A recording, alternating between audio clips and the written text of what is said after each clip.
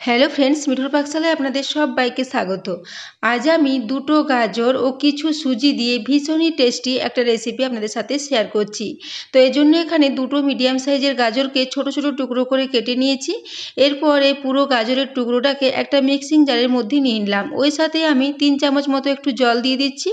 জল দিয়ে এটাকে একটু মিক্সিতে দিয়ে খুব ভালো করে পেস্ট করে নিয়েছি। একদমই মিহি করে এটাকে পেস্ট তৈরি করে নিতে হবে। তো দেখুন গাজরটা খুব ভালো মতো মিহি করে পেস্ট করে নিয়েছি। তারপর এটাকে সাইডে এখন রেখে দিচ্ছি। এদিকে গ্যাসে আমি একটা কড়াই বসিয়ে দিয়েছি, তাতে একটা ছোট বাটি নিয়ে 1.5 বাটি পরিমাণে এখানে জল দিয়ে দিলাম। এরপর ওই বাটি মেপে হাফ বাটি পরিমাণে এখানে চিনি দিয়ে দিয়েছি। এরপর এই চিনি ও জলটাকে চামচে করে একটু খুব ভালো করে মিশিয়ে নিচ্ছি। তারপর গ্যাসের ফ্লেমটা বাড়িয়ে দিয়ে এটাকে খুব ভালো করে একটু ফুটিয়ে নেব। এই চিনির শিরাটাকে খুব বেশি চটচটে শিরা করার কোনো প্রয়োজন নেই, একটু বা জাস্ট ফুটিয়ে নিলেই হবে। এখন দেখুন শিরাটা খুব ভালো মতো ফুটে এসেছে।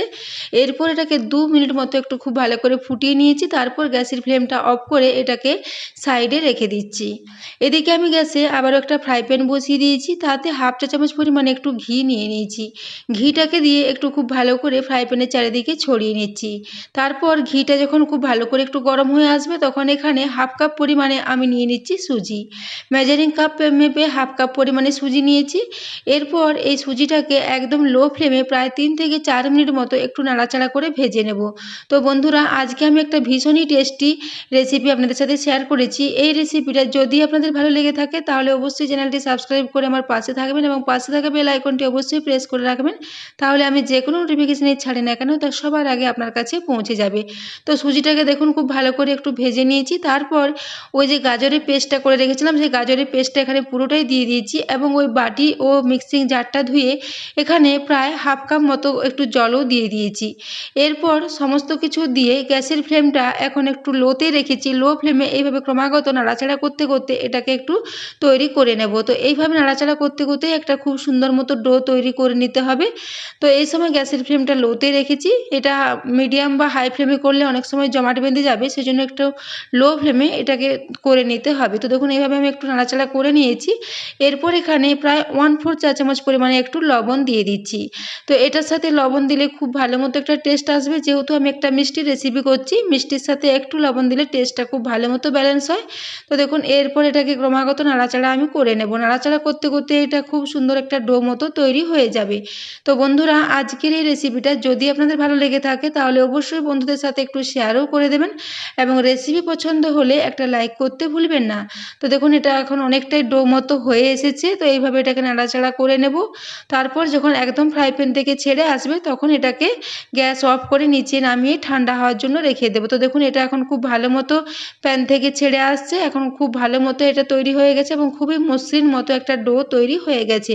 ওটাকে এদিকে সাইডে রেখে দিলাম ঠান্ডা হওয়ার জন্য। এদিকে গ্যাসে আমি আবারও একটা ফ্রাই প্যান নিয়ে নিয়েছি। তাতে আমি হাফ কাপ পরিমাণে এখানে দুধ দিয়েছি। তো দুধটা হালকা গরম আছে, সেই অবস্থায় আমি এখানে প্রায় 2 চা চামচ পরিমাণে গুঁড়ো দুধ দিয়ে দিয়েছি। গুঁড়ো দুধটা দিয়ে খুব ভালো করে এটাকে চামচে করে মিশিয়ে নিচ্ছি। দুধটা এখন হালকা গরম অবস্থায় আছে, সেজন্য এটা খুব ভালো মতো মিশে যাবে। দুধটা যখন খুব বেশি ফুটে যায় সেই অবস্থায় গুঁড়ো দুধ দিলে গুঁড়ো দুধটা অনেক সময় জমাট বেঁধে যায়। তো দেখুন গুঁড়ো দুধটা এখন খুব ভালো করে মিশিয়ে গেছে। এরপর এখানে 2 চা চামচ পরিমাণে আমি চিনি দিয়ে দিচ্ছি।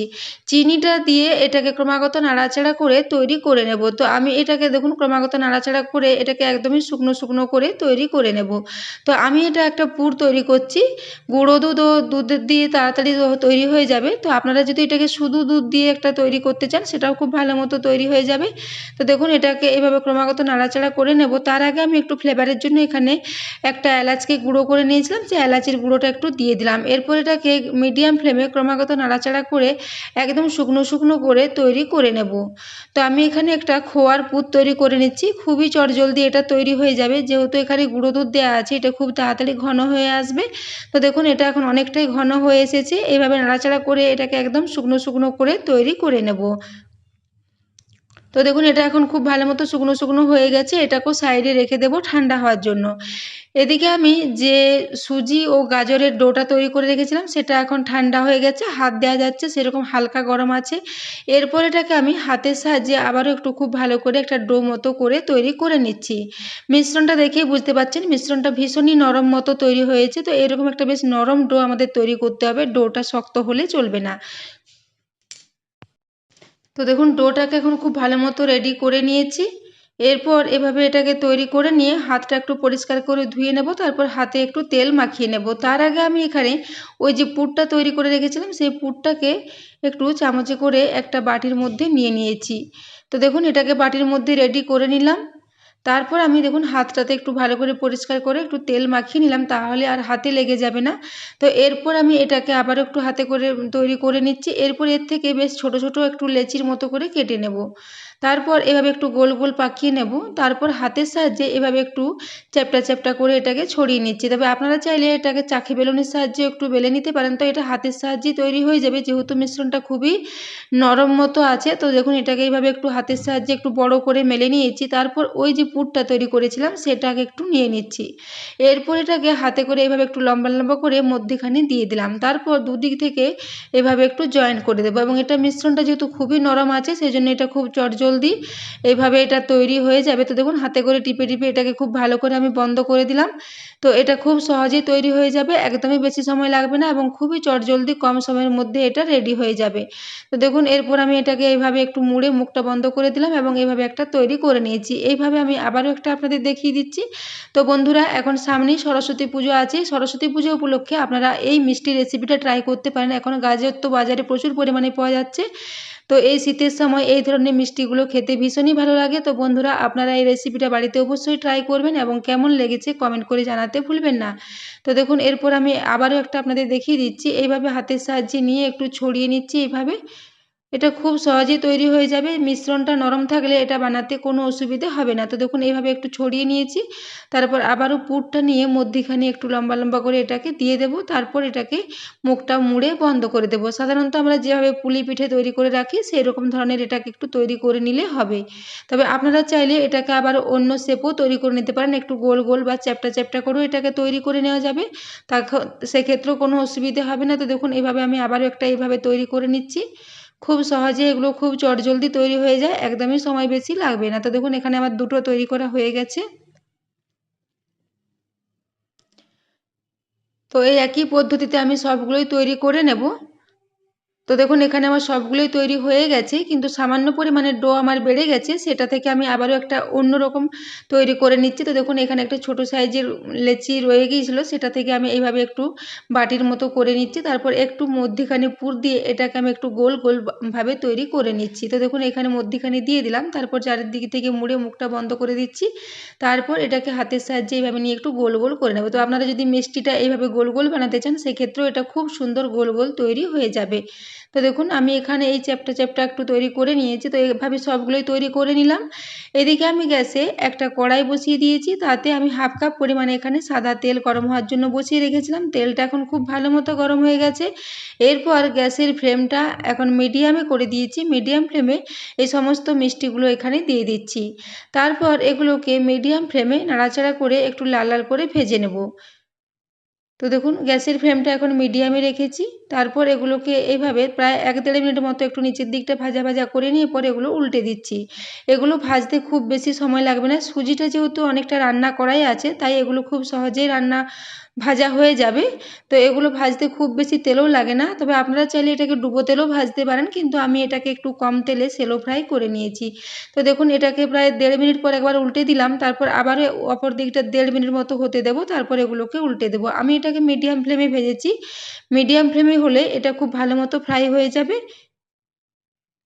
তো দেখুন এভাবে আমি আবারও এক পিঠ উল্টে দিয়ে দুদিকটাই খুব ভালো মতো করে ভেজে নেব। তো বন্ধুরা এই রেসিপিটা আপনারা বাড়িতে অবশ্যই ট্রাই করুন, ভীষণই একটা টেস্টি রেসিপি, ভীষণই টেস্টি হয়েছিল এটা, এবং দেখতে কালারফুল হওয়ার জন্য এটা দেখতেও খুবই সুন্দর হয়েছিল। তো দেখুন এইভাবে উল্টে উল্টে দুদিকটাই আমি হালকা লাল লাল করে ভেজে নিয়েছি, তারপর এগুলোকে তুলে নিচ্ছি। এইভাবে একটু তেলটাকে ঝরিয়ে নিয়ে তুলে নেব। তো তো এগুলো ভাজতে খুব বেশি সময় লাগবে না, প্রায় 4 থেকে 4.5 মিনিটের মধ্যে এগুলো একদম খুব সুন্দর মতো ভাজা হয়ে যাবে। এরপর আমি বাকি যেগুলো রয়ে গিয়েছিলো সেগুলোকেও ওই একই পদ্ধতিতে তেলের মধ্যে দিয়ে একটু ভাজা ভাজা করে নিচ্ছি। তো দেখুন এই জন্য সবগুলো এখানে দিয়ে দিয়েছি। তারপর ওগুলোকে ওদিকে ভাজা হতে থাক, এদিকে আমি যে চিনির শিরাটা তৈরি করে রেখেছিলাম সেটা এখন ঠান্ডা হয়ে গিয়েছিল। তো সেই জন্য গ্যাসের ফ্লেমটা একটু জ্বেলে দিয়েছি, তারপর এটাকে একটু গরম করে নিলাম। তার আগে আমি একটু এলাচ এখানে দিয়ে দিয়েছি ফ্লেভারের জন্য। এরপর আমি প্রথম ব্যাচের যে মিষ্টিগুলো তৈরি করেছিলাম সেগুলোকে এই চিনির শিরার মধ্যে দিয়ে দিচ্ছি। তবে এগুলোকে চিনির শিরার মধ্যে ডুবিয়ে রাখার কোনো প্রয়োজন নেই, যেহেতু সুজি অনেকটাই রস তাড়াতাড়ি অ্যাবজর্ব করে নেয়, সেই জন্য এটাকে খুব বেশিক্ষণ ভিজিয়ে রাখার প্রয়োজন নেই। জাস্ট একটু ভিজিয়ে 1 মিনিটের জন্য এটাকে একটু নাড়াচাড়া করে নেব, তারপর এগুলোকে চিনির শিরা থেকে তুলে নেব। সুজি খুব চটজলদি চিনির শিরাটা অ্যাবজর্ব করে নেবে, সেই জন্য এটাকে ভিজিয়ে রাখার একদমই প্রয়োজন নেই। তো দেখুন চিনির শিরার মধ্যে ডুবিয়ে এটাকে আমি রসটাকে একটু ছেঁকে তুলে নিচ্ছি। তো এইভাবে আমার দ্বিতীয় ব্যাচের যে মিষ্টিগুলো তৈরি হচ্ছে ওগুলোও আমি একই পদ্ধতিতে এখানে তেলের মধ্যে চিনির শিরার মধ্যে দিয়ে এগুলোকে তৈরি করে নেব। তো দেখুন প্রথম ব্যাচেরগুলো তৈরি করে নিয়েছি, দ্বিতীয় ব্যাচের ওই মিষ্টিগুলোকেও আমি একইভাবে তৈরি করে নেব। তো দেখুন এরপরে আমি মিষ্টিগুলো সব তৈরি করে সার্ভ করে দিয়েছি এবং একটা আপনাদের কেটে দেখিয়ে দিচ্ছি কতটা নরম হয়েছে এবং ভিতর পর্যন্ত চিনির শিরাটা চলে গেছে এবং এর মধ্যেখানে যে পুরটা দিয়েছি এর জন্য এর টেস্টটা অসাধারণ হয়েছিল। তো বন্ধুরা এই গাজরের মিষ্টি রেসিপিটা অসাধারণ খেতে হয়েছিল, আপনারা বাড়িতে এটা অবশ্যই ট্রাই করবেন এবং কমেন্ট করে জানাতে ভুলবেন না যে আপনাদের কেমন লেগেছে। তো দেখুন বন্ধুরা এতক্ষণ পর্যন্ত এই রেসিপিটি দেখার জন্য আপনাদের অশেষ ধন্যবাদ। আবারও চলে আসবো নিত্য নতুন কোনো ভিডিও নিয়ে।